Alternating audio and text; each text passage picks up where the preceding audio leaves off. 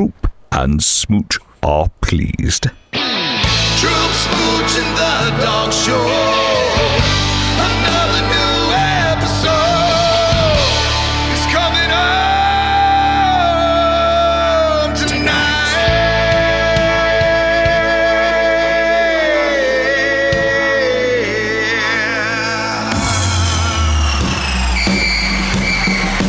Dawgs Show.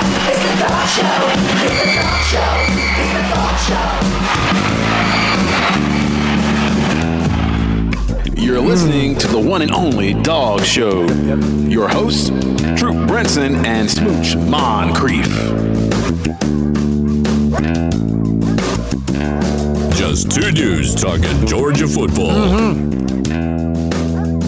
Welcome, dog fans, to the one and only Dawgs Show with Troup and Smooch. So close, we can taste it. It's been a long all-season, Smooch, and man, I am so ready. And we had a great week this week, but we're ready to kick this thing off in just over a week. Y'all are embarrassing. Yeah, there's Brooke, president of our fan club right there. She's ready. I spoke with her earlier today. Roll Tide, Brooke, very excited about the season. She does understand that Georgia's transcendent supremacy will be much too big a task for the Tide to handle this year. So she's kind of accepting that, but. Man, you can feel it. And we're supposed to be getting some cooler weather here in a couple of days, and that's going to make it feel so footballish. Let's say footballish. Yeah, we got football this weekend as Georgia Tech is playing the Florida State. They open up in Ireland or somewhere else across the ocean, isn't it? What's happening Saturday like around? Yeah. So is that a week -1? Like there's a week 0. Is that like what do you? It's got to be. It's the only game being played. Something. Yeah. But we've been watching NFL, so we've actually have been able to watch some football to kind of eases us into the start of the season. And of course, Georgia wastes no time. As Kirby Smart has shown you over the past few years, he wants to start the season off with a bang. The schedule is if he can manage it, if nothing silly happens like with Oklahoma, it's going to be a marquee game. So Georgia and Clemson in the Mercedes-Benz in just over a week, and we could not be more excited. We've been doing some prep with Clemson. And Clemson, we found Clemson fans. We mentioned it last week. Yes. Where are those? Where are those guys? Or do they care about their team? We found one, and then we started talking to him, and we found a couple more, and lo and behold, if they didn't make the Delusional Fan Index this week, which we'll cover later on in the show. I was beginning to think there were no I'd heard that there were so many Clemson bandwagoners back in the day that now that they were struggling, they had just left, and there was kind of a deplete fan base. But man, what we found, Troup, is they haven't gone anywhere. They've just been in hiding, and they've all been talking together, hatching this delusion and this false mirage of hope. And this week they chose the Dawgs Show as the vehicle by which to drop their insanity on the world. Yes, and we enjoyed a couple of fans that we talked to, and there was a little bit of an altercation in Twitter terms, I guess you'd say. We'll talk about that in the DFA. They did earn a spot. We'll have to tune in to see where they land in that top 5 DFA. They came in strong, I will say that.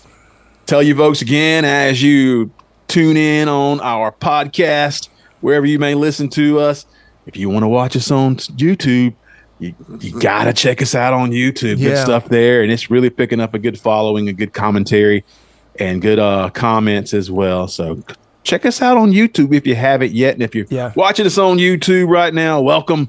We appreciate you tuning in here to look at what Smooch says is the best looking duo in podcastery. Well, that's not even an opinion. That's a provable fact. If you just go with coinophilia, the symmetric properties of both of our faces, it's mathematically provable. Exactly. But no, thanks, guys on YouTube. Thanks for growing that. We just started doing, in terms of the history of the show, it's not very old, our YouTube, and it's now where it's at. That's where everything takes place. That's where the conversation is. The barbs are on YouTube. The barbs are on TikTok, the back and forth that's kind of toxic. And then on Twitter is more of your conversation, but it's more about kind of everything. But man, on YouTube, that's where it's at. And like, we put so much into it in making sure that our stuff looks and sounds enjoyable. You're not going to have to deal with a bad microphone. You're not going to have to deal with the one host sounding louder than the other. You're not going to have to deal with any of that, because Troup and I we do all of the homework before and after so that our show sounds and looks good, even though we are just a 2-man operation. And thank you to those who have noticed the effort that goes into it and pointed it out. We appreciate you. Good point. If you listen to other podcasts, notice how our audio sounds. There's some good sounding podcasts. There are a lot of podcasts that got to up their game a little bit. That sound quality is important, and Smooch has got a little background in making those things work out just right. So we take pride in how we sound in our equipment. So we do appreciate you folks for tuning in. But let's talk a little bit about, as the season is right around the corner. Finally, we're not just saying that it's in 2 months away. Yeah. We're going to talk a little bit about the scrimmages. Georgia has completed 2 scrimmages now, and we're going to discuss those and what we've heard and what the info is from those. All they had was 2. They'll start prepping for Clemson now after those scrimmages. We're also going to talk about, let's see what I write this down. We got some NFL action that we want to discuss, a couple players and what they did this week. And then we have the Delusional fan index, as sometimes it's just one team, one fan. Right. This week we got 5. We got 5 of them because they are stepping up their game a little bit on social media, and we were involved with them and just give us a lot of material. So we're going to put them on the DFA for you folks, and also have a countdown to kickoff where we discuss Georgia Clemson. We'll do that a lot more next week. It'll be most of our show, of course. We'll be talking about the matchups. Yeah. If we got time tonight, Smooch, we'll get Scott Fitzgerald on and do the inside slant. He might have a few nuggets from practice. If we can fit that in, we'll see. I think we will be able to. It sounds great, man. The question I was asked the other day is, what's the difference between the Delusional fan alert and the Delusion Index? The Delusional fan alert is usually 1 or 2 specific fans of a particular team. A Delusion Index is your fan base and how delusional they are as a whole. So that's the reason we rank those by teams. So we go with individuals in the DFA, teams in the Delusion Index. And tonight it just feels like an index kind of night. We'll let you know where these teams rank right now. Yes. We'll do that in long format tonight. We'll probably do a little shorter version put on social media, right, so you can enjoy it. Let's start it off, Smooch, and talk about the scrimmages, because that's all we got right now is watching for Georgia, I guess, practice reports, and sometimes injury reports, and you want to get to the season healthy. But it's very, very interesting to find out which players are thriving and if there's any surprises, and it's kind of gone according to plan. Georgia's got an experienced team for the most part. They do have some youth in certain spots where they're plugging some guys in, and when you lose, of course, like Cedric Van Pran, and you lose Bowers and Rosemary Jack Saint and Lad McConkey, and there's some defensive backs they lost as well, you're going to have some youth that are trying to find their legs a little bit. But what I've heard, and again, the name, we keep throwing this out there, we don't know how much this running back is going to be immediately involved. He'll have some plays. We'll know, and just depending on how healthy George is, he may have a lot more. Right. But Nate Frazier again is still. It's not a flash in the pan. It's not just a guy jumping out there and taking advantage of players who aren't, are giving him practice effort. And he housed it too. That's a big thing. He took it all the way. That is what our running game has needed for the last couple of years. Yes, another 40-yard touchdown, and look, he just looks different. And they got him out of there. I think got banged up a little bit, not anything serious, but we saw in the video he took a big hit from Samuel Mpemba, and he held on to the ball, which is what you got to do. You're gonna take big hits in the SEC. You better hold on to the ball, don't cough it up. And he did that, so he looked good. I heard Nitro Tuggle's name mentioned, Jacoby White as a wide receiver. You know what you're going to get from Dominic Bell or Dylan Bell and Dominic Lovett. Those guys are staples in Georgia's offense. We know what they're going to bring to the table. So I think what's more looking at, we did hear Jared Wilson, Georgia starting center. who is going to pay some big dividends, I think, this year, Smooch. And because he's such an athletic, when you're athletic like that, you can hold a block. But the thing is, you can get downfield in that second level and pick up more blocks and spring big plays. Yes. And that's what he brings to the table. He's healthy. That's the biggest news. That's the biggest news of the scrimmage is Jared Wilson in the game. Yeah. That's it. He was in there. He had a heavy load this past Saturday. So that the coaching staff feels good about that. Even though they take precaution usually, he's a new starter, and they want to get him in there and integrated as much as possible. The only worrisome couple of spots, I did hear Gunnar Stockton had a great game. He looked great in the scrimmage, Heard the same. And he solidified himself as number 2. The defensive line, there's some banged up people around there. I know Warren Brinson has been banged up. There's several people who they kind of being cautious with. I did hear several. Colby Young, the wide receiver who's going to be stepping in for Ra Thomas, he hasn't played in a scrimmage yet. So I'm worried a little bit about that because he's got a skill set Georgia needs. But otherwise, you got a lot of people like Arian Smith and Anthony Evans and Zacoby White, and you got plenty of playmakers Georgia does, but they're taking care of those folks around the line of scrimmage because they're going to need them. Clemson's going to be a physical game, no doubt. Yeah. And they want those guys to be as healthy as can be. Well, it's like we talk about Georgia taking teams out to deep water and drowning them, right? That's been a theme of how, especially early in the season, Kirby likes to play.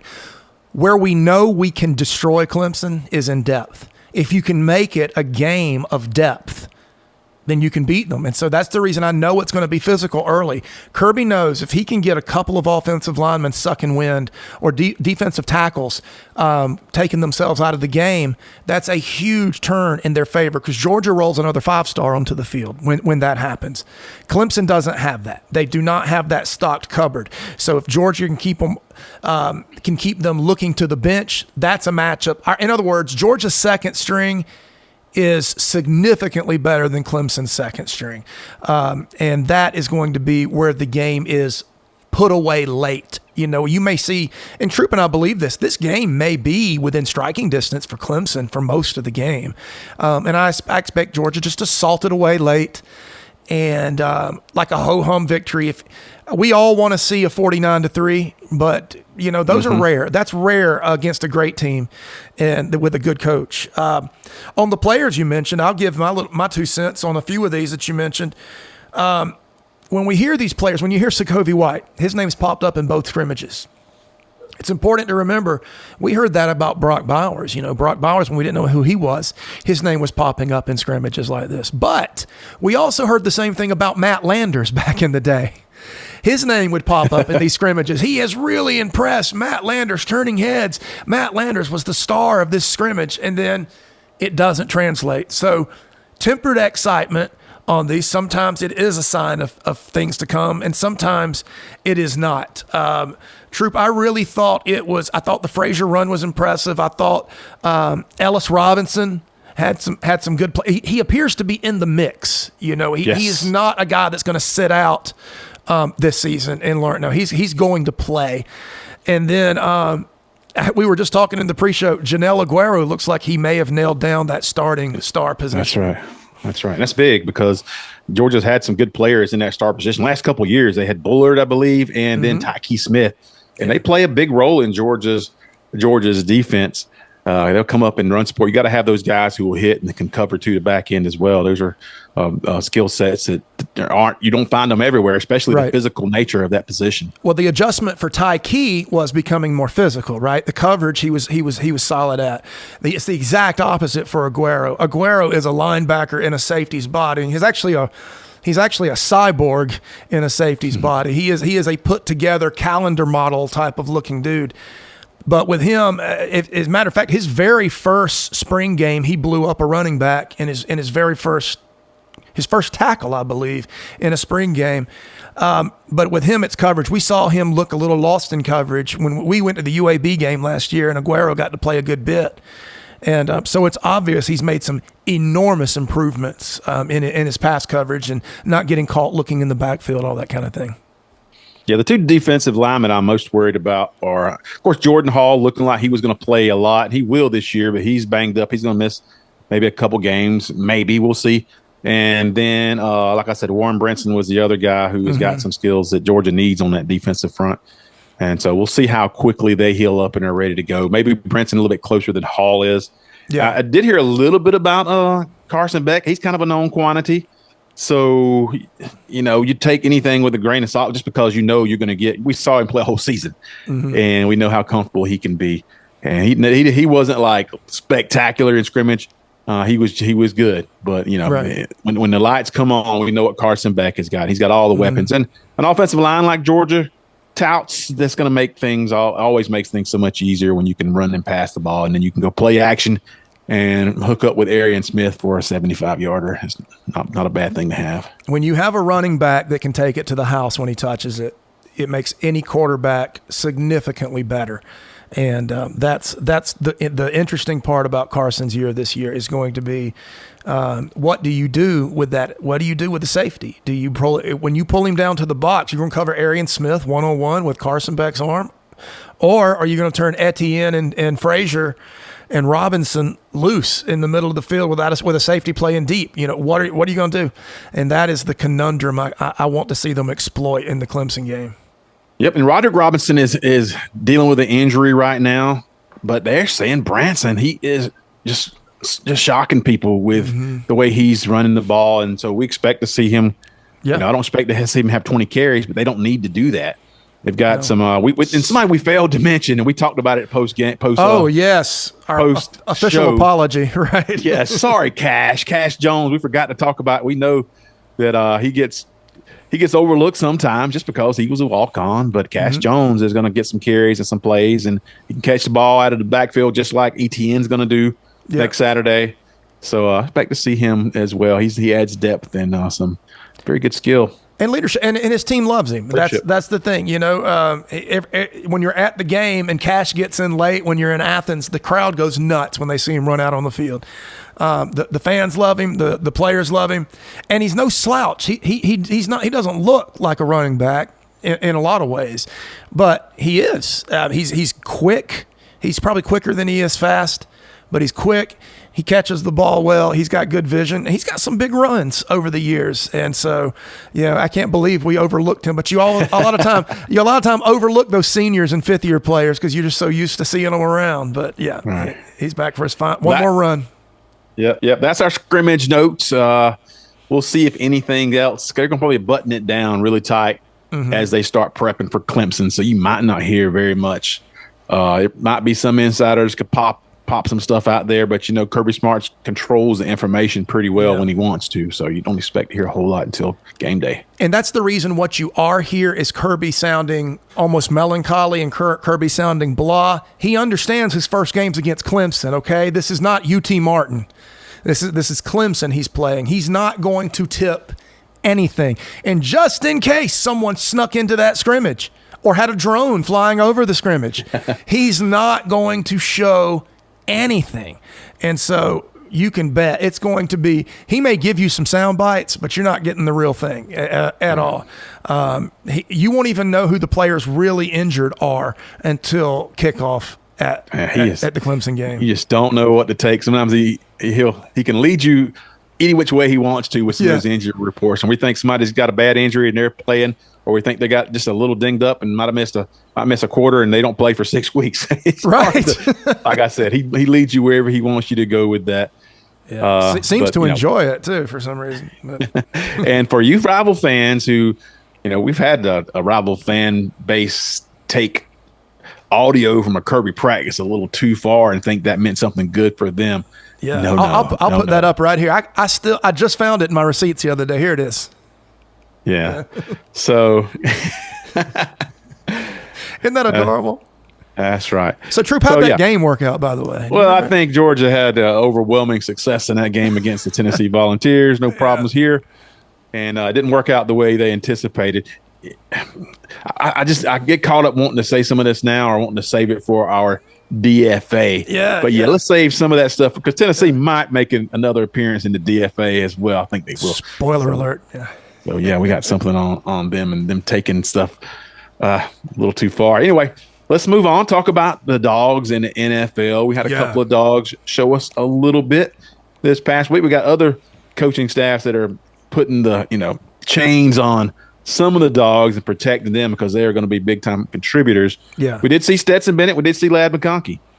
Yeah, I mean, we did not. There's not a big announcement on Brock. I wouldn't even let Brock Bowers on the field if I coached for the Raiders. I mean, I wouldn't even have him standing on the sideline. Put that man in bubble wrap somewhere. But yeah, Stetson and Ladd both played. I believe it was Ladd's first action, right? I don't think he played in the first one. And I've been following Ladd. So I've got an old friend that's a huge San Diego fan. So he gets all the little practice videos and stuff like that. And he'll send me something of Ladd every once in a while. And I saw Ladd running drills, what do they call ladder drills, stuff like that, you know. And just the foot speed is every bit of it. He's completely healthy. You know, I don't think he was completely healthy a single game last season. If you want to know what he looks like completely healthy, go watch him against Oregon in the season opener a few years ago. But he looks great. He got in the game.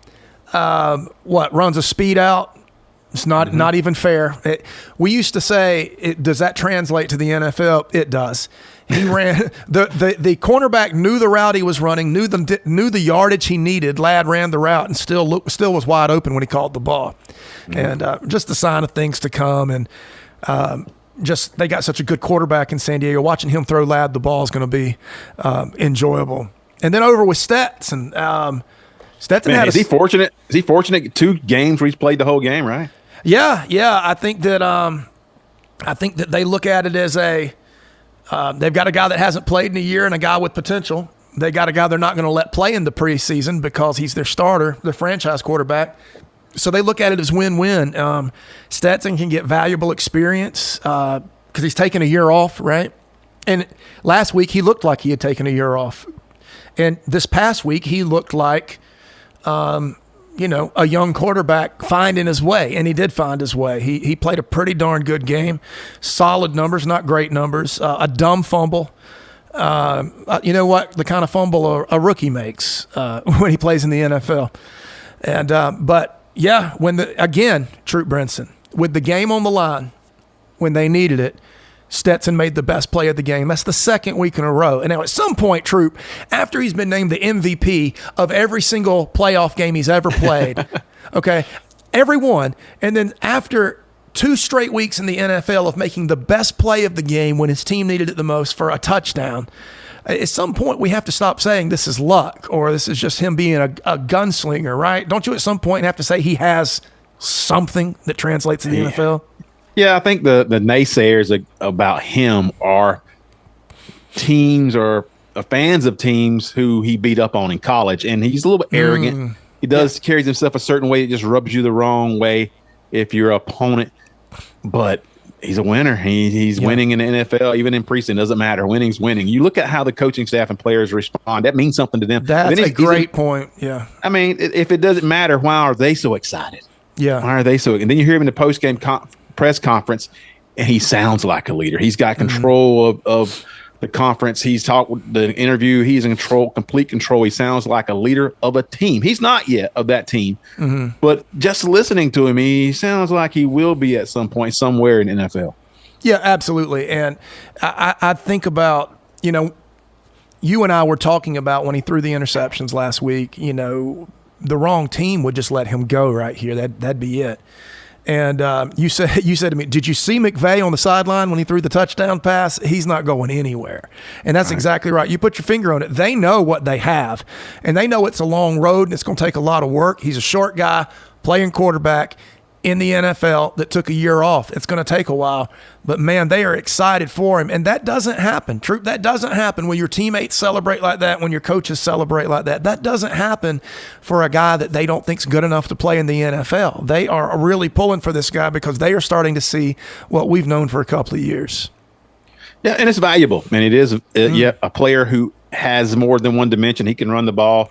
He can control the offense, an NFL-style offense to that. You just got to get the reins on Stetson and get him comfortable, and but there's value in that. Whether he's a third string right now, but that's he's a backup, and he's a backup that if a quarterback goes down, a starter goes down, then he can win a ball game for you. He's not just going to hand the ball off and hope your defense can win the game. Stetson has proven he's got a track record of being a winner and being able to do it if he needs to. Georgia, that was the knock on Georgia until Stetson got there. Can they win a game that is a shootout if the defense gives up points? Stetson proved that this offense could, and he could, as a quarterback, lead that type of an offense. Right. And you just pull up the Ohio State game film, and or the Alabama in the national championship where they were down in the fourth quarter, and he just put together a couple of drives that said, "Okay, this is what I'm all about." You don't get rattled. Certain people will get rattled. Yeah. Stetson he is at his best. Yeah. And those winning time is what we call it. He's at his best. So and the confidence he has in himself, it is cockiness. It's that kind of confidence that he has in himself, and it bleeds through to the other players, to him. And like I say, I think you're right. When it matters the most, he does not tense up. He actually seems to get more focused. Mm-hmm. We'll keep tracking that, as time allows. Because when the season starts, who knows what's gonna, we're gonna be talking a lot about games and with Georgia and other teams as well. But we enjoy tracking our ex-Georgia players. Are doing a great job. We got so many of them now in the NFL. Yeah. And Kirby Smart's seen to that. We got a lot of guys get drafted every year, or sometimes not even get drafted, sign free agent deals. But we've got another segment. We've been a few weeks since we brought the DFA, the Delusional Fan Index. Here we go, baby. Here we go. Troup and Smooch, Delusion Index. All right. Yes, this podcast is organic. Yes. And we do a little, we write an outline a little bit pre-show and kind of figure out what we want to cover. But if there's just one fan talking and gets our attention, it's a DFA, like you said. If there's several fan bases that we'll throw an index out there and rank them. And this week was, I guess, as we get closer to the season, Smooch, the fan bases are getting a little more involved in their own social media and Twitter. We had a huge week on Twitter this week. We got into so much with so many different fan bases. There was no other choice but to put the index out there for you folks. No choice whatsoever. They're waking up. The crazies took a few weeks off and they are back. And so you throw in the talking season guys who are going wide open already. And now these people just waking up and starting to realize football season's here. And it's been a renaissance of delusion, Troup. Yes, so let's go ahead and get it started as we hit the number 5 team in the DFA index. Oh, you know what? I forgot where I put my drum roll. He's looking for a drum roll. Okay, I got it. Are you ready? Yeah. Yeah, let's do it. Number 5, the Colorado Buffaloes. The Colorado Buffaloes. I will say that Colorado was different this week than the other teams we're going to cover because they really didn't say anything out of the way, but they're still the Colorado Buffaloes, and we needed number 5, and we haven't forgotten everything. We did see a couple things pop out where Travis Hunter and Shedeur Sanders being ranked as college football players this coming year ahead of every Georgia player. That wasn't their fault. No, but it's stuck in my mind as there's some that deserved to be on the index somewhere. It does. It does. It is one of the slickest marketing jobs I think I've ever seen. I have never seen a team that won 4 games receive such love in my life, and they just keep getting it. No matter what players that leave there talk about the horror stories of playing there, none of that. They just keep getting, like you said, not the players' fault, but I think that the fans, you can really see. It started when we heard the fact that no one's backing off that 10-2 floor, Troup. 10-2 is our floor for sure. I'm with you. Is our floor. I'm with you, Tabby. Let's go put that money on that one. I'm with you. I mean, 10-2, and so it's like I say, it's a delicious delusion, and they have, though they're not as active as these other teams right now, it is still a top 5 effort. It is. And we'll see. And if they come out and lose that first game to North Dakota State, which could happen. This is a team that has won multiple national championships. And so be aware, Colorado fans. We're watching you folks. Moving on to number 4 in the index. Number 4. I wish they were higher, but they're just other teams that have beat them. The Alabama Crimson Tide. Alabama Crimson Tide, it's a solid veteran effort. Always. Yeah, they're always there. And you know what's interesting is as teams have passed them and gone and dropped below them, they have stayed at 4 for quite some time. I believe the last 3.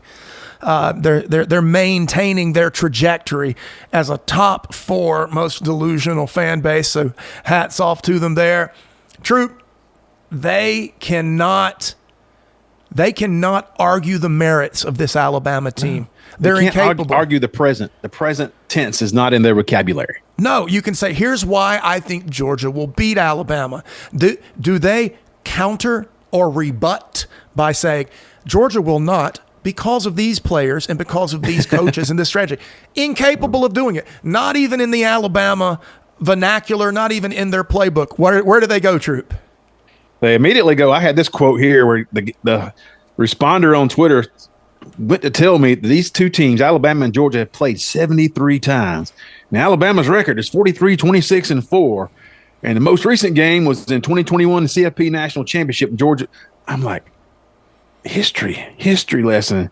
And I told him that I enjoyed, and this is, we're enjoying this because we do enjoy this. I feel like we're in a position of strength. And we can approach every argument that way. Now I know how Alabama used to feel 7 or 8 years ago. Every argument, so true. Yeah, they already knew they had the argument won. They just wanted to see, how much they can embarrass you by throwing facts at you. And now they're still throwing facts, but they're still throwing the facts from 7 or 8 years ago. Yeah. And so I told this guy that Alabama in the post-Saban era, which we are in the post-Saban era, need to worry more about Auburn. Because Hugh Freeze has been a better coach than Kalen DeBoer, and I would believe in a Hugh Freeze coach team. I don't know about a Kalen DeBoer coach team. I don't know yet because the most evidence he's had. If you want to lean on what he did with Washington when he came in there with Michael Penix, go ahead. Hey, he pulled out some good games, some big games. Didn't win a national championship, of course, but Sioux Falls was the team that he coached for the longest, where he had his own program set. Where he put the players together himself. That's the only place he's ever been where that happened. You can't establish a culture and put in place everything needed to run a program in 2 years. You just can't do it. Right. So not saying he won't, but the evidence is not there yet. I've seen Hugh Freeze do it, and you mentioned something about the blind side. So, we'll beat the blind side, Kalen DeBoer and your Alabama fans. It's not going to be the road that is in your dreams. That's not where you're headed right now. I'm not saying you're going to have a bad team, and I'm not predicting you to fall off the map. But you're going to get used to playing football like most college programs are. It's not always going to be. You're not winning 12 games a year. You're right. And here's what I want to ask Alabama fans, and we'll move on to number 3. What about Alabama leading the series 43-26 and 4? What about that makes DeBoer a better coach, or able to beat Kirby Smart, or able to be an adequate coach in the SEC? What about that statement has anything to do with this clown show DeBoer is bringing in to Tuscaloosa? The answer is Alabama, because Alabama. You are right. Alabama! There it is. Always the answer. Nothing else needed from that fan base. All right. Right. Let's move it on to number 3. Number 3. Looking at you, USC Trojans. The USC Trojans. Throw up Coach Henney right here. Let's see Coach Henney. So all you fans know how serious he is about #dog work.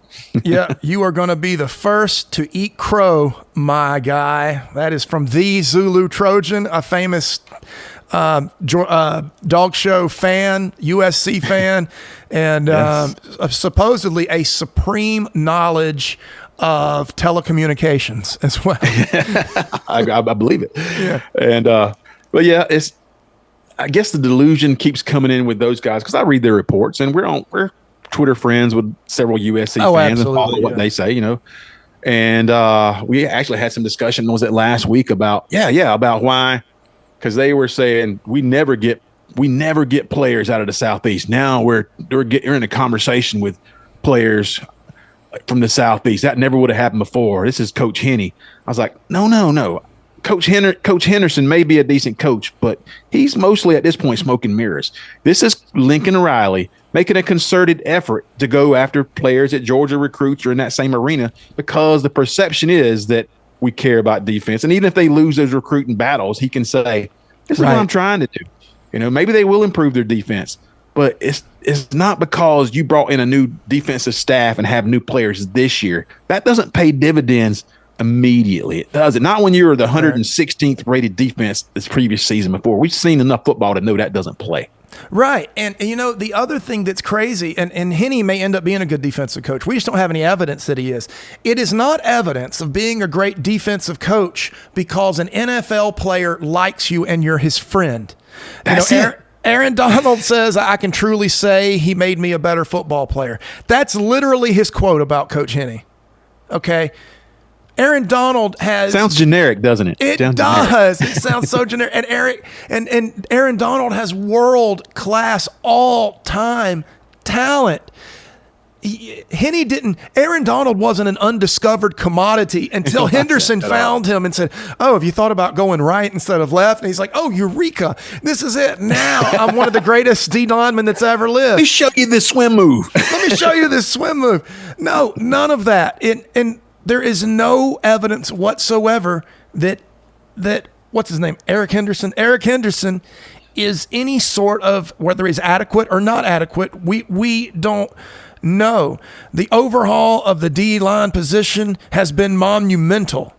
If you play on the D-line and want to be developed by an NFL caliber coaching staff, come to USC. USC stopping the run now.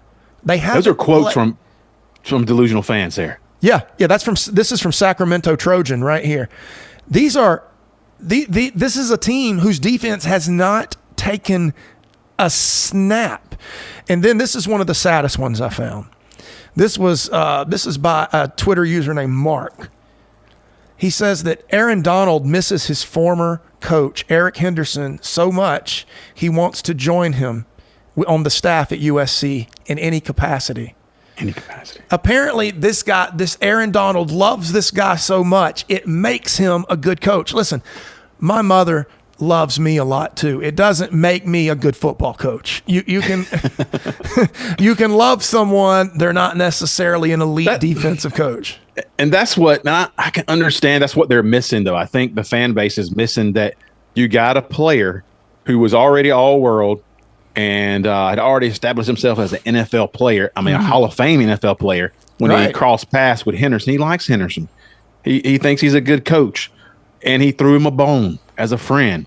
You know, you do those type of things. That's what you do. It doesn't mean that, hey, Eric Henderson's a difference maker to come to USC and transform their program. Right. Even if he was a very influential, not saying he was, coach with Aaron Donald. Right. You don't just jump into a college program. NFL is different than college. College requires a lot more. Yeah. And you got players who, have a lot farther to go. And it just doesn't happen. If he does play a part in changing this defense, it's going to take some time. We've tried to, I think we mentioned this last week too, or 2 weeks ago. Yeah. We've told Tennessee fans, you can't skip steps. It's a process. Building a team, a culture, a program, a defense, whatever it may be that you're lacking, it's a process. You got to get the right players in there. You got to evaluate them and develop them. And then you got to hope they hit. They stay. There's so much that's involved. It's just because, and we talked about Colorado too, Smooch, just because you get a 4-star offensive lineman to transfer in there, it's not 100% hit rate that he's going to be a difference maker. No. You may never even see the field. There's so much that goes into that. You can't just say, you can't count those ifs as being definite. Can't. Problem solved. Yeah, he came in. Problem solved. It's over. And, Dog work. You're going to see with two teams in this DFA, a delusional outlook on how important assistant coaches are to the win-loss of a team. Assistant coaches do not change culture. Assistant coaches do not turn teams around. They are complementary pieces. And Lincoln Riley has a culture that cares nada about defense. Aaron Donald's best friend is not going to turn it around.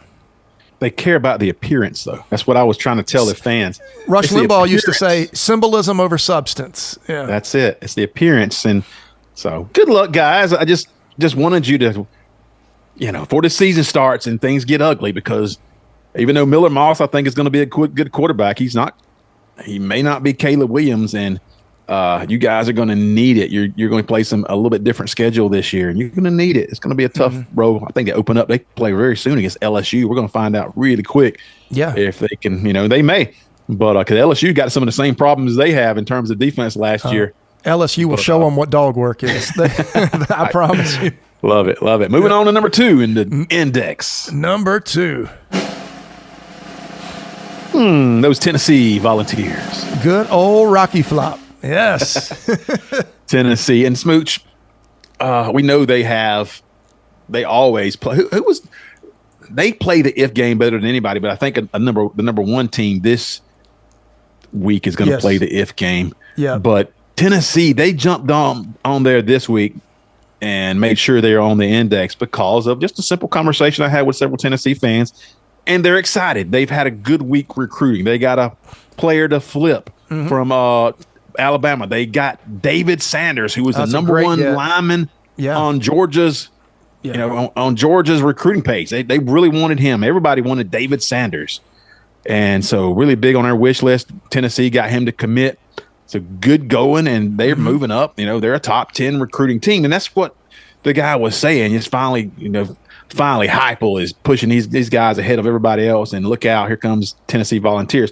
And I made a very, very reasonable statement. I said, yes, he's in the top 10, looks like, in terms of a lot of recruiting pages, but he's still number 4 in the SEC. That's a legitimate thing to say. That works. Right. Yes, I mean, so you could be number 7, but in the nation, but 4th in the SEC. So if 4, that's what I said. So if 4 is okay with you, 4th place is good with you, it's good with me. Yeah, that's they didn't like that. And that's right about where Tennessee is. They're a 4th place team in the SEC. I mean, what they say? They said what they say? You're not very bright, or what was it? Well, first he said that. I don't think that it's August. I don't think that it's all been said and done. There's a ways to go. I don't think they've been signed just yet. Insinuating that Tennessee had plenty of time to catch and pass Georgia and LSU and Alabama. Oh, okay. I see. And they don't have that kind of NIL money. Theirs is all money. So I mean, they're not. They don't have that. I responded to you, looking at Kirby Smart's history in recruiting and recruiting defense and his resume with national championships. You don't think he's going to close the season with got a couple 5 stars waiting to pull the trigger right now? Yeah. And if you care about those recruiting standings, and we do because it's fun, and you want to get the best players, and it does show that if you finish in the top 3 in recruiting, then you have a great chance to win national championships. So it matters. But it also just matters that recruiting game. It's just fun to say we finished ahead of you. And so then he agreed with me. Right. But not before he said something about, it's just what he would expect from a low IQ fan base. A low IQ fan base. Let the record show a Tennessee fan has called a Georgia fan low IQ. That's what I told him. I said, I mentioned that stuff about Kirby, and come on, dude, don't you discounting Kirby? And you think Heupel is the guy who's going to close harder than Alabama and LSU and Georgia? Maybe, right. But I wouldn't put my odds on that. I wouldn't say that that's going to happen. And I said, I'll expect a response of at least a 70 plus IQ from you.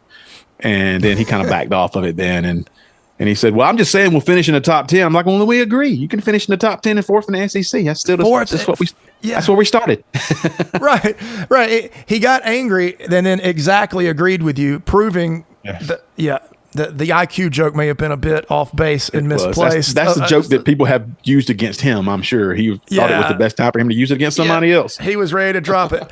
Listen, Tennessee fans, I'm going to let you in on a secret. You do not win national championships by winning the 4-star, 5-star battle. You win it by winning the 3-star battle.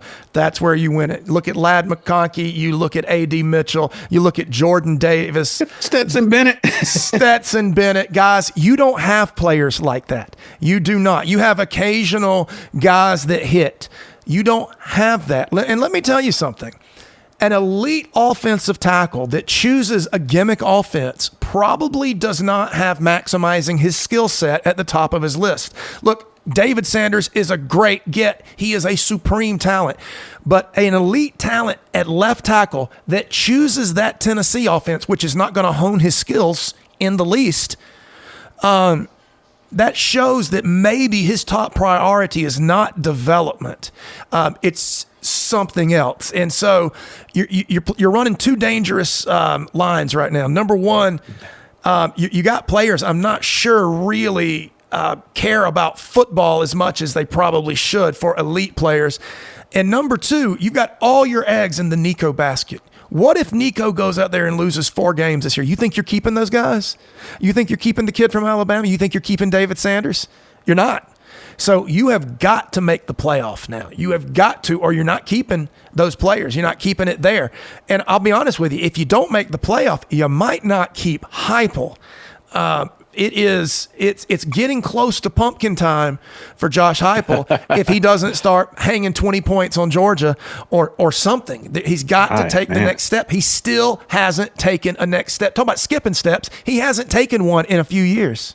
Not against Georgia. I know what. Here was the thing that set this guy off. I remember before he said we're low IQ. I said because he was talking about them finishing strong and ahead of those other moving up in the pecking order.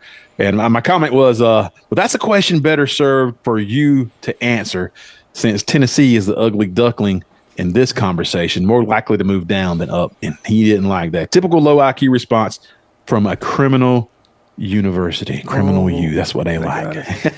Yeah, they don't like speeding tickets where the charges get dropped. That is, they are really out of control. Yeah. And it's all they got. It is funny that that's all they have. That all they can have is speeding tickets. That's it. Yep. All right, we did save this top spot for a team we mentioned earlier, the number 1 ranking in the Delusional Fan Index. Wow. The Clemson Tigers, just in time. Debuting at number 1, Troup Brinson. Debuting at number 1. An ACC team. Wow. And we've already flushed Florida State and their relevance, but ACC team jumps to number 1 in the DFA. And Smooch, yeah, go ahead. No, it's beautiful to see. They have come out of the woodwork and they came out swinging, Troup. That's all I was going to say. It was surprising. It started because we were just looking for some Clemson fans to talk. I found one of them. We kind of asked him, what do you think? They were saying, because another pundit said it could be a blowout. Georgia could blow them out. And he said, there won't be a blowout. And I said, well, maybe it won't be a blowout. And then we started talking football. And I wanted to know why, because what do you have? What do you have in your running game? What do you have in your passing game that makes you think it won't be a blowout? It couldn't get away from you. And not that I believe it's going to be a blowout, but I asked him the question, and he was like, well, this is the best defense Georgia's going to see all year, which is presumptive. I mean, that's presumptuous. They do have a good defense. We don't know. They've got some problems in their in the back end of their defense. We do know that. And then it went on from there. We got 2 5-star receivers, and Klubnik's looking good in practice. I'm like, that's fine. And he was fine. Another Clemson fan jumped in then, and then he was really kind of bowing his chest out. Yeah. And I was like, okay. I said, well, tell me. I said, I guarantee you, maybe not be a blowout. I said, but Georgia has a much better chance to put a beating on you worse than Duke did last year. And that set him off 28-7. Duke beat you in the opener last year, and Georgia's a little bit better matchup than that. Yeah. The worst matchup for you than Duke. And then here comes the excuses, Smooch. Yeah, Georgia's not even good at basketball. I mean, that's Duke. I don't know if football is Duke's third sport. I'm not positive, but then came the Troup. The excuses are where it really ran off the tracks. I have never heard this strategy. Have you ever heard the strategy we're about to reveal? Yeah. If you're going to make excuses for a loss, make it against a legitimate football team. If you got to make excuses for losing to Duke. And the excuse, you're saying more. Yeah. And the excuse was, we kept turning the ball over. They kept scoring off turnovers. And they kept scoring. Those are literally 2 of the tenets of football. You're Bad team actually, right there. Yeah, you're saying it wasn't our fault. They played better football than we did. Well, yeah, and then I said, so then I didn't take the bait. I baited him, I guess, and then here we go. And then I was like, yeah, I understand. Every game, every loss has a story. I understand that. Just like all 4 of them from last year, I get it, because they had 4 losses last year. So there's a story behind all those losses, I'm sure. Yeah. There's a good. And then we really went off the rails with that one. Then, before we knew it, Smooch, we had been blocked by the first Clemson fan, the second Clemson fan we met this year, but the first Clemson fan of the season. I think maybe not the last. Not the last, but yeah, he blocked us. As a matter of fact, some of his, where you painted him into a corner a couple of times and really exposed him, he went and deleted his comments there. He had some that were just factually incorrect, and he deleted those. I think my favorite thing, Troup, and this is the parallel we referenced earlier in the show between them and USC. At one point, you're talking about they just don't have playmakers, and they do have 2 wide receivers coming in that were very heralded. And you could say they have 2 5-stars. You got to kind of squint your eyes a little bit for it to be 2 5-stars, but they got 2 young heralded players coming in at wide receiver at freshman. We know freshmen wide receivers do not come in and set the world on fire. That is very rare. And it's not happening at Clemson with the quarterback you have. It's just not going to. And then, you said, you said, well, and then the running game. And then he goes, you want to talk about the running game? I think that O-line is okay. You've heard of, he says, does Matt Luke ring a bell to you? That's the new. That was so funny. That's the new offensive line coach. Just like USC thinking Henne is going to fix everything. I wonder who Matt Luke is friends with that makes him a savior of the offensive line. Matt Luke's a fine O-line coach. Yes, but when you think that an O-line coach can fix a quarterback and an anemic game plan and turning the ball over, Matt Luke has 0 to do with turnovers. 0. Yes. And you've Matt already Luke's said he's a great piece for a program like Georgia where they are. Yes. Yeah, exactly. And even when you rebuild an offensive line, that takes time. It takes time because every offensive line coach has a player that is his prototype, and it's a little different from coach to coach. And so he's coming in with players that aren't his. And so it's the running game's going to be fine. You've heard of Matt Luke. And then they're heralding the running back. Well, who was the one fumbling the ball?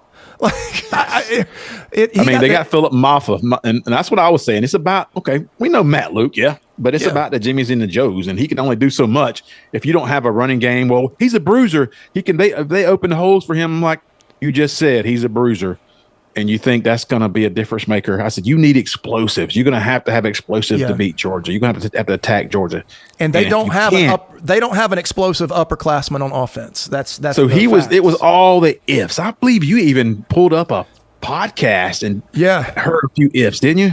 Yeah, exactly. So we started noticing, we've talked about the ifs all the time, how teams that want to be elite that aren't, they say if all the time. I pulled up a Clemson Locked On Clemson. So a very the Locked On network is quite reputable. We had Locked On Bulldogs on our show. It was a great show. But Locked On Clemson, I pulled it up and it was a string of ifs. And so just for your listening pleasure, Dog Show, I took about 15, 20 minutes of dialogue and I just took out the ifs. Or I just cut the ifs so you can hear them. So here we go. This is Locked On Clemson talking about this upcoming season, one in which according to them, they expect to be electric and special. Those are the 2 words they used over and over. So here we go. If we can play consistent, that if Cade goes down, if Cade can make the jump, if he's going with the flow on the line, if we can lump it all together, if players can work out their kinks, if our running offensive line can create holes for our running back, if we see these progressions that need to happen. So if mistakes, the jitters, all that's gone, if they allow themselves to be mediocre. How many did you count there? I didn't count them, but yeah, if all those pay off, you're going to be fine. I'll tell you that right now. Sounds like a closet Tennessee fan, really. I mean, that's what they. It is a Tennessee. That is definitely the blueprint. Yeah, if it doesn't rain, if the other team cuts their grass, if there's no sand on the field, but yeah, there is talent at many levels, especially of the defense. There's talent. We'll talk about that in a little minute and count down to kickoff. But last year, every wide receiver underachieved, and you think that that's going to be improved by stirring the pot by throwing 2 freshmen in. And it doesn't matter. Someone has to throw them the ball. Unless you're going to line one of those freshman wide receivers up in the backfield and hand it to him, they're not going to get it as much as you want because the other receivers couldn't catch anything last year. And then your star running back, who's the bruiser, got a case of the yips and couldn't. Even Shipley got the yips. Like, they couldn't hold on to the football. And when you start saying, we would have won had we just not turned it over, well, that's every team in football. If you don't turn the ball over, you go undefeated. Man. Yep. Every team, every game has a story. And you got 4 losses. Yeah, there's a pattern behind why you have losses. And it's not just because bad things happen to you. Bad teams play bad football. And that's what Clemson's been the past couple years. So there you go. 100%. Number 1 in the DFA index, Clemson Tigers. Congrats, guys, man. It was an impressive debut because that was their first time, right? Very well done. I'm trying to kill time till I find the bumper. There it is. Troup and Smooch. Delusion Index. Woo! That's a top 5. That's one of them beautiful top 5s. We could just rinse and repeat every week with that group, likely. Yeah, and we have so far, pretty much. There are some staples on that list. So, yeah. All right. Well, moving on. This is the 3rd week I think we've done the countdown to kickoff. We'll continue that tonight. Let's do it, man. Countdown to kickoff, baby. Beautiful segue that Clemson was the number 1 team on the DFA, and now we're going to talk about maybe some Clemson's issues are again as we look deeper into their. I guess we're looking at defense today. Yeah. I thought we'd look at pass rush and defensive backs because that's what football is now, is those 2 positions, right? Yeah, you better be good there. You better be able to disrupt and get to the quarterback to close his window, his timing issue, and then you better be able to cover and to force turnovers on the back end and not give up big explosive plays, which what teams want to do. Successful offenses, that's what they're looking for, explosive plays. And what do we know about Clemson Tigers? Well, so what we just said about rushing the passer and covering, they're going to have a much easier time rushing the passer than they will covering the receiver. That there is an enormous drop off between those two. I would say Clemson. I would not say they are elite on the D line and linebacker, edge rusher, I guess, positions, but they're not far off. They're probably about as good as you can be before you start using the elite word. So what you basically got, you've got TJ Parker. He is the pass rusher. He is, your stereotypical left defensive end. They play, I believe, a 4-3 or something like that. So they've got 2 D tackles, 2 defensive linemen. You've got Peter Woods. He's going to kick outside. He played D tackle last year. He's going to kick outside. He's more of a plugger. The interesting piece, and this is one of these many ifs. So you remember Vic Burley, right? He was sought after by the many SEC teams, right? So Vic Burley, he went to Clemson last year, suffered an injury, missed all of 2023. So we don't know where he is or how he's doing in his rehab. I could not find any trustable information on what Vic Burley's doing. I mean, he's practicing, but we don't really know anything about it. So it's going to come down to TJ Parker, DeMonte Capehart, Peyton Page, Peter Woods. That's your D end, 2 tackles, right end. Like I said, you've got both of the D tackles are solid. The DeMonte Capehart, he is, I believe, he's a 5th-year senior this year, and they are expecting him to make a jump and be drafted. And even some draft experts think he gets drafted as a D tackle in the later rounds. TJ Parker, they think has first-round talent. I didn't see anything from what I watched, but they're really all excited about him. And then at their strong side linebacker, you've got Wade Woodaz. I've seen his name before. He's certainly a solid player. He reminds me a lot of I'm drawing a blank. What's the 5-star that led the Dawgs in sacks and then he went to the NFL? He ran that surprise 4-3 or 4-4 at the combine. Beal. Beal, thank you, Robert Beal. Beal. He reminds me of Robert Beal. He plays kind of like him, shaped kind of like him. They kind of remind me of each other. Weak side linebacker, you've got Barrett Carter, and he's just one of the guys that knows how to play football. Yeah, and, he was probably the most highly recruited one of the bunch. Georgia came very close to getting his commitment.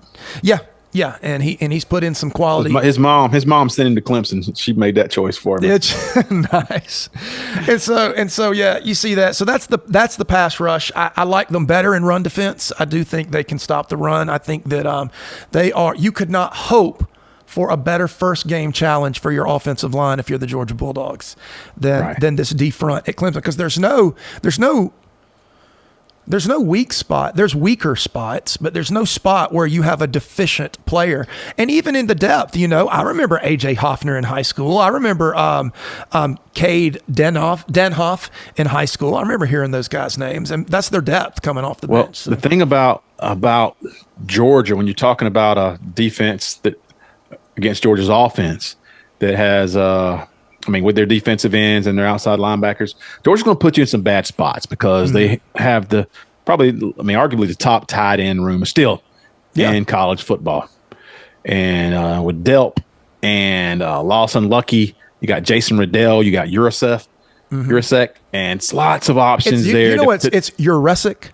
I just found that it's Uresic. There's lots of play. They can put you in some bad spots. And then you got running backs. And if you get a little too, rush heavy, they're going to burn you by dumping the ball over to one of the that's why having ETN makes such a huge difference. It's very similar to like Georgia when they had James Cook or even Kenny McIntosh. Yeah. If you get you rush too hard, they're gonna hurt you just by throwing a little easy pitch and catch to the running back who's gonna gash you for big yardage, maybe in touchdown plays. Yeah. So that really puts you in a bind in how you attack Georgia and how you rush against Georgia. You have to be able to cover. It's not just a game where you can pin your ears back and beat Georgia that way. You're going to have to do a lot of things because Georgia is a very complex NFL type team. I mean, that's just what they are. Their offense is very complex, and they'll find a way to negate whatever you do well, and they're going to burn you with it. And I don't think Clemson's shown the ability. Every year is a new year, but based on what we've seen the past couple of years, they're trending the wrong direction. And then talk about a little bit about that defensive backfield. I think their weakest part of their whole team, other than their running game, and the quarterback's not that good either, but is their defensive backfield. I think that it's got a lot of mismatches for Georgia in their offense. They're simply not going to be able to hold up. And it's when you can look at star ratings and think, okay, they've got some players there. When you get into the nuts and bolts about these players, they're not going to be able to. They can't hold up from a skills standpoint. So if you look at slot cornerback, I love their slot cornerback Wade Woodaz. I love the way he plays. He's a junior. I remember him last year. He's got a little Bullard in him, that type of scrappy player. If you're an Atlanta Falcons fan, Avian Terrell, that's AJ Terrell, who's a Pro Bowl level cornerback for the Falcons. This is his little brother, and he's starting his sophomore year after a very, very up and down freshman year, which is very common. It is very common for college cornerbacks. There's an enormous learning curve. And he was all over the map last year, but he does have length and twitch, just like his brother. So I would expect a sizable leap and for him to be a very serviceable cornerback. Jaden Lucas is probably, I don't know what you might call him, the leader of this cornerback group, a career underachiever. And they have been expecting him to take this step that has never occurred. And so that's going to be a big, he's lining up against your number 1 or 2 receiver on every play. And so that guy stepping up and having to cover your Arian Smith 101 when he comes onto the field. And then they've got a guy named Khalil Barnes. I'm not sure how they're going to use him. He's listed as a nickelback. They kind of move him around. Sometimes he plays safety. Sometimes he plays like the star position, we would call it, at Georgia. But that's essentially their starters in the secondary. I think I didn't mention Kylan Griffin and R.J. Mickens. That's their safeties. Both of them are slow and good. R.J. Mickens is a grad student. And so he's a smart guy. Not going to be an NFL player. Kylan Griffin, I believe, is a third-year player. I don't think he's a junior. I think he's a redshirt sophomore. And like I said, they're solid. They're just not what you would call SEC level athletes in those positions. What would you say is the weakness? I mean, or strength or weakness? What would you say would be what Georgia could exploit with that secondary? It's depth. Those are starters, so those guys will be on the field against Georgia's. When one of them comes off, when anyone comes off, which your secondary guys come out of the game, the whole game. When that happens, you're running on a 4-star freshman named Corian Gibson. You're running on a 4-star freshman named Tavoy Fagan. You've got a grad student named Tyler Venables, and you've got Sherrod Koval, who's a junior I've never heard of. Well, typically now you can have, even Georgia does this with their starting cornerbacks. You'll see them they can get all the snaps. They can split all the snaps but you're going to need more than that. But they could stay on the field the whole game. Did they have the speed and athleticism to stay with Georgia's quick twitch receivers? No, aside from Terrell, there's not a twitched up guy in the secondary. They're all good. They're all solid, and they all have a lot of playing time. That should be mentioned. They've played a lot for a young group. And the problem with the two 4-star freshmen coming in is that even though they're 4 stars, a lot of teams had them as 4 stars to play safety, and they wanted to play cornerback. And so you've got 4'6" and 4'7" guys in the 40 coming in to play cornerback against SEC receivers.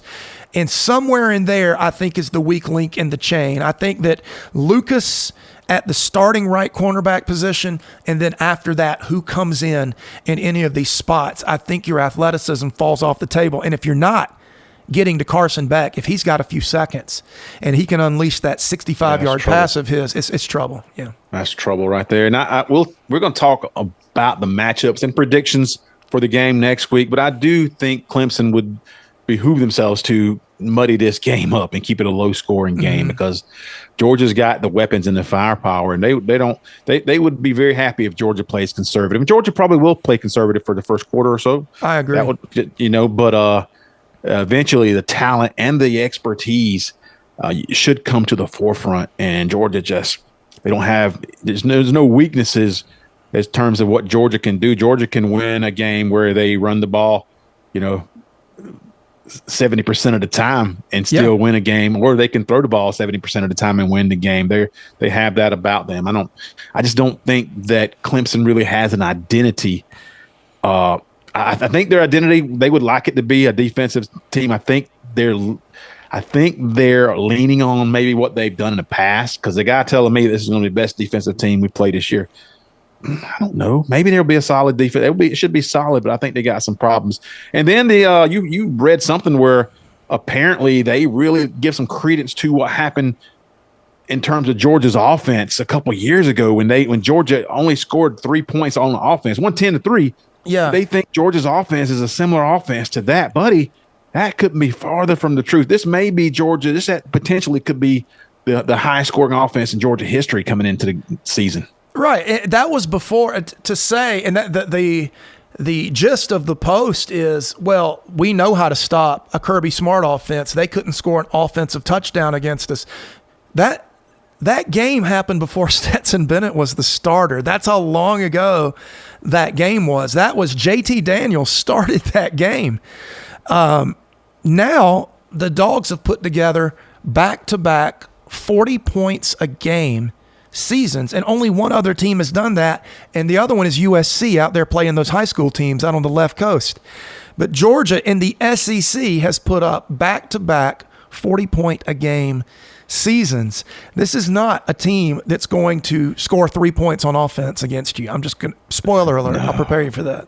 Yeah. If you believe in that, you're in some kind of bubble, and we hear it. We hear that Georgia is a team that's just going to hand the ball off. Don't go to Georgia as if you're a quarterback or wide receiver. You're just going to give it to the running back and try to play defense and win, for 17-7. Yep. That's just not true. And I think, some things are hard habits to break, and you don't feel like that. Okay, Georgia's got a great defense typically, and it just doesn't feel great. It doesn't feel like you can say that well, this team has a great defense and an explosive offense. You feel like you're giving our team too much credit to say that, but that's what that's what juggernauts are. That's what dynasties are built on. You have to be able. That's how you dominate teams offensively and defensively. And with the personnel Georgia has and the coaching staff they've had and the stability that they have, and Kirby Smart, which is the number one thing that Georgia has, is different than you, Clemson fans. You're going to see that expose itself. I guess it's going to be exposed during the season, but in games like you've seen, like against Oregon, where Georgia just comes out clicking, and Carson Beck in his second year as starter, he could come out clicking, and they may not play cautious, and I could be wrong. I've been wrong before because Kirby always says, we will not be hunted.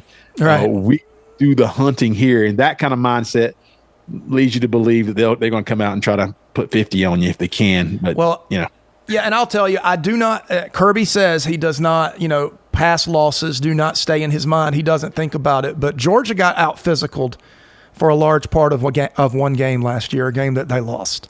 That is not going to happen this year. That Kirby will never be out-physicaled again. That it's not going to happen. And so whatever the score is, it's going to be in a fashion where Kirby out-physicals. You're not going to see double reverse, flea flicker, trick plays down the field. It's going to be physical. Your guys on my – now, that may mean explosive plays. Like you said, I really think ETN is going to, assuming he plays, is going to come out of the backfield, run a wheel route, and hit a 65, 70-yarder. I really think you're going to see something like that. That's actually a relatively conservative play. But Kirby's going to want to get physical. He's going to want to put helmet on helmet. He wants to destroy the other team. He wants the other team to quit in the fourth quarter, the way Michigan did when Georgia took it to them, where they just beat them down to nothing. Well, Georgia did have a little drop-off last year compared to recent teams on the defensive line, and so be assured that Kirby's done his best to address that. Yeah. And not that they got the same talent as Jalen Carter and Walker, Javon Walker, but they've moved some people around and they've addressed that to the best of their ability. They got plenty of talent there too. Plus, Georgia had injuries at linebacker last year. It's Smile Munden and Pop Johnson, so you had freshmen getting a lot of snaps. Yeah. Very, very talented freshmen, but freshmen will make some mistakes, and there's only one way to learn. And so some games like that, like against Alabama, where it did hurt Georgia a couple of times, all it takes is one play, Smooch. But I agree with you. Georgia's going to come out and play very physical. That's a hallmark of a Kirby Smart team anyway. And so they can correctly assume that. Right. And they would be best suited for a very low-scoring game, I think. I'm not really worried about their explosive. If Kirby thinks he can win this game 17-0, he'll do it. He does not care about style points or what we think. If he thinks he can humiliate them, if he thinks he could run 60 times and win 17-0, he's going to run 60 times and win 17-0. Yeah, we say that, and that's true. We've seen it happen. That's why we know it. But he's got no problem with scoring the first 7 touchdowns of the game like he did against Oregon either. So that was so nice. And and he went undefeated that year. You think he'd learn from it and just please us in the opener? That's kind of what we wanted to see last year too. It was a little different, right? But it was a different team. Carson Beck's first year, and some anyway. I got next week. We're going to do more predictions and more matchups and what we anticipate happening. And send us your questions too, especially if you're on the YouTube. Send us your questions for what are we going to call it? The countdown episode 111 will be the countdown to kickoff episode. And that's right. And, give us your questions. We'll answer them. Yep. Countdown to kickoff. Wrap it up. Yeah, where is it? There it is. Countdown to kickoff, baby. Folks, if you don't know what those little music music things are, they're called bumpers, right? We call them bumpers. We make those in-house. We do. Boy, they sound good. They kind of set our podcast apart. And very talented. Which is a pretty talented fellow. Well, we do all our stuff inside, and so all our stuff in house. I mean, and so I'm constantly asking Troup for ideas. We're constantly bouncing stuff, and we can go ahead and tell the people, Troup, we are working on, I guess, what you would call a hype video. I don't know what else you'd call it, but it's ours. It's something that we've done. We did all the music in house. We're Troup's composing the narration for it right now, and we're just kind of co-editing the video side of it, and just a dog show celebration of the Georgia Bulldogs. Yeah. All right. Well, this time next week, Smooch, will be game week. Oh my gosh! it's going to be a hard week to get through work and to have a normal week. I may just take off a couple. Actually, we're getting together for a weekend celebration. We are. And I'm sure we'll have some good stuff from that weekend. We'll mixing some cocktails and cooking some good food and getting ready to watch the Dogs and Clemson play. I can't wait for that. I've got some even better news. I retired. A smoker, a meat smoker in my house, is a member of the family, and we recently said goodbye to a dear friend and put him in the ground. And so I have a new smoker on its way right now, and its maiden voyage will be opening day Bulldogs Clemson ribs, buddy. Wow, that's exciting right there. It You can't do it any better. No, can't do it any better. And I can't wait for game week. Like I said, we'll have a big podcast next week as well, and we'll just celebrate the start of the season. We got some special things in store for you, like Smooch mentioned, and then talking Georgia and Clemson, of course, as well. Can't wait for that. And to start working on that podcast right now. We do thank you, fans, for your patronage and all you've done, and especially on social media. We had a good time this week, and we found that our fans will jump in there. And we asked you last week to come join the conversation, give us some backup. And you delivered. I delivered, man. They carried a lot of the conversation. I could just jump in there and say I could, twist the knife a little bit, but our fans were helping us out, and that was a lot of fun always. It is great, yeah. And our fans seem to be more educated than the other fans. They just know more football. Our guys don't come with anything emotional. It is all fact, and they just pound them. As I read through that, and I told you, man, you talked about it, it's that our fans have finally got over being traumatized from so many near misses. And not just from Georgia, but Falcons fans, Braves fans as well. But now you can tell in their arguments they're coming from a position of strength. Yes. And so you don't have to use hyperbole or try to embellish or stretch or get all in your feelings and start calling names when you're in a position of strength. And I remember it was always tough to argue with Alabama fans back in the day because of that. And I was like, he's right. Oh my God, what can I do? I've got to kind of attack him a different way because he's right. Yeah. I didn't like the way it made me feel. AJ McCarron, come on. Yeah, we're better. But now that's where the Georgia Bulldogs are in the good old days right here. And can't wait for game week. Smooch, take us home, my man. Let's do it. See you guys later. This is the Dog Show with Troup and Smooch.